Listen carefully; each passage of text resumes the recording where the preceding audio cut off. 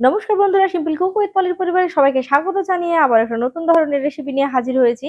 মুখে স্বাদ বদল করার জন্য অবশ্যই তোমাদের অনুরোধ করব শেষ পর্যন্ত ভিডিওটি দেখো। এটা একটা অন্য ধরনের পায়েস। চলো দেখে নাও আজকের রেসিপি। আজকে বানিয়েছি রাঙা আলুর পায়েস। এর জন্য অবশ্যই তো রাঙা আলু লাগবে। সাথে কিন্তু আমি 500 গ্রাম দুধ নিয়েছি আর একবার ফুটিয়ে নিয়েছিলাম। সাথে দেখতে পাচ্ছ 150 গ্রাম চিনি নিয়েছি। আর এখানে 150 গ্রাম শাক আলু নিয়ে শাক আলু, মিষ্টি আলু বা সুইট পটেটো, রাঙা আলু যাই বলো না কেন নিয়েছি। আর 2 চামচ নিয়েছি কাজু কিশমিশ, আর নিচে 2 চামচ গুঁড়ো দুধ। প্রথমে যেটা করতে হবে সেটা হচ্ছে এই রাঙা আলু ভালো করে আমি ছাড়িয়ে নেব। প্রথমে একবার ধুয়ে নিয়েছি, তবু ছাড়িয়ে নেওয়ার পর আমি আরেকবার ধুয়ে নেব। ছাড়িয়ে যদি ফেলি তাহলে কিন্তু দেখতে যতটা ভালো লাগবে খেতেও ভালো লাগবে, কালারটা নষ্ট হবে না। তো যাই হোক, আমি এখানে ভালো করে ছাড়িয়ে নিয়েছি। তারপর কিন্তু চলো ধুয়ে নেব, তারপর এটাকে কুড়িয়ে নেব। তো কোরানোর জন্য একটা দেখতে পাচ্ছ গ্রেটার নিয়েছি, আমি সরু দিকটা দিয়ে কুড়িয়ে নিচ্ছে। খুবই সিম্পল আর খুবই ইজি, আর খেতে কিন্তু ভীষণই সুস্বাদু। তো অবশ্যই বলবো, তোমরা তো এটা সেটার পায়েস খেয়েছো, একবার অবশ্যই রাঙালুর পায়েস খেয়ে দেখবে। দেখবে এটা কিন্তু বারবার খেতে ইচ্ছে করবে। তো চলো দেখে নাও কিভাবে রান্না করছি। তো প্রথমে যেটা করব, এখানে কিছুটা জল নিয়েছি। এবার জলের মধ্যে কুড়িয়ে নেওয়া রাঙালুটা বা মিষ্টি আলুটা দিয়ে দিচ্ছি। তারপর খুব ভালো করে এটাকে 2বার জলটাকে নিংড়ে ফেলে দেবো। দেখতে পাচ্ছ জলটা কেমন নিয়ে ফেলে একদম ধবধবে সাদা করে নিচ্ছে।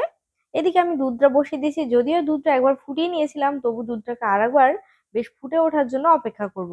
আর এইভাবে কিন্তু নেড়ে দেব। তো দেখতেই পাচ্ছ ধুয়ে নেওয়ার পর কিরকম হয়েছে।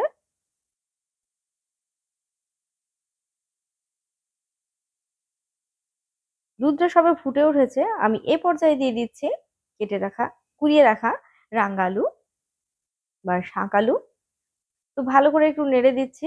এটা রান্না হতে বেশি সময় লাগে না, খুবই কম সময়ের মধ্যে রান্নাটা হয়ে যায়। তো প্রথমে আমি 8 মিনিট মতো রান্না করে নেব, তারপর বাকি যে উপকরণগুলো আছে দেবো। তো এখন দিয়ে দিচ্ছি একটা তেজপাতা, নেড়ে দিচ্ছি। ফুটে ওঠার জন্য এবার অপেক্ষা করব। এটা ভালো করে ফুটে গেলে তারপর আঁচটাকে কমিয়ে দিয়ে রান্না করে নেব প্রায় 8 মিনিট মতো।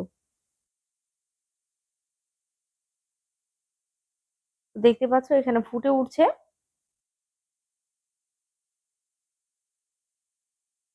দেখো ফুটে গেছে, আর আমি এখানে আঁচটা কমিয়ে দিয়ে আর একবার নেড়ে দিচ্ছি। এবার কিন্তু এটাকে বললাম যে 8 মিনিট মতো ফুটিয়ে নেব বা রান্না করে নেব। তো মাঝে মধ্যে কিন্তু এইভাবে আমি হাতা দিয়ে একটু নেড়ে দিচ্ছি, যাতে করে উতলে না পড়ে। দেখো ভালোভাবে ফুটে গেছে। এবার তোমাদের দেখিয়ে দিচ্ছি ঠিক 5 মিনিট পর যে কতটুকু সেদ্ধ হয়েছে।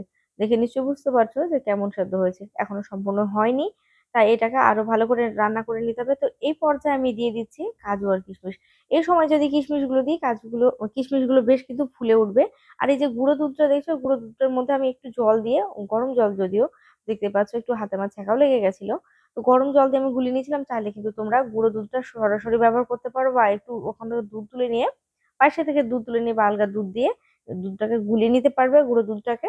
তো এখানে দেখো ভালোভাবে কিন্তু হয়ে গেছে। আর দুধটা আমি গুলিয়ে নিয়েছি। তো এখানে আমি দিয়ে দিচ্ছি চিনি। যেহেতু আলুটা ভালোভাবে সেদ্ধ হয়ে গেছে, চিনিটা দিলাম। তারপর আমি দিয়ে দিচ্ছি গুঁড়ো দুধটা দেওয়ার পর আমি আবারও নাড়িয়ে দিচ্ছি। আমি আরো কিন্তু 5 মিনিট থেকে 5 থেকে 6 মিনিট ভালো করে জাল করে নেব। এখনো কিন্তু সম্পূর্ণ রান্নাটা কমপ্লিট হয়নি। তাহলে কি হবে, আমি যে গুঁড়ো দুধটা ব্যবহার করলাম সেটার কারণে কিন্তু অনেকটাই ঠিক হবে। তো এই পর্যায়ে দেখো আমি দিয়ে দিলাম ঘি। ঘিটা দেওয়ার পর একটু ঘিটাকে গলে যাওয়ার জন্য অপেক্ষা করব। আর এই পর্যায়ে কিন্তু একটা খুব সুন্দর ঘ্রাণ আসবে, যেটা সত্যি করে অসাধারণ লাগে। তো তোমরা যখন রান্না করবে অবশ্যই বুঝতে পারবে যে সত্যি এই ঘ্রাণটা কতটা আলাদা হয়। তো প্রিয় দর্শক বন্ধুরা, এখানে হয়ে গেছে। আমি গ্যাসের ফ্লেমটা বন্ধ করে দিলাম আর দিয়ে দিলাম এলাচ গুঁড়ো। এবার এটা পরিবেশন করে নেব।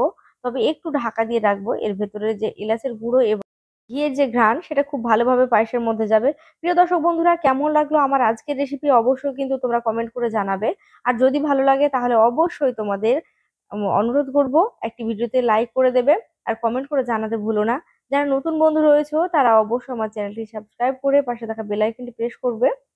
আমি নতুন ভিডিও দিলে খুব সহজেই তোমাদের কাছে পৌঁছে যাবে। তোমরা আমাকে সাপোর্ট করো, অনেক আশীর্বাদ করো, অনেক ভালোবাসা দাও। আমি তোমাদের এইভাবে নতুন নতুন ভিডিও দিয়ে উপহার দেব। সবাই ভালো থাকবে, সুস্থ থাকবে। দেখাবো অন্য একটা রেসিপিতে। নমস্কার।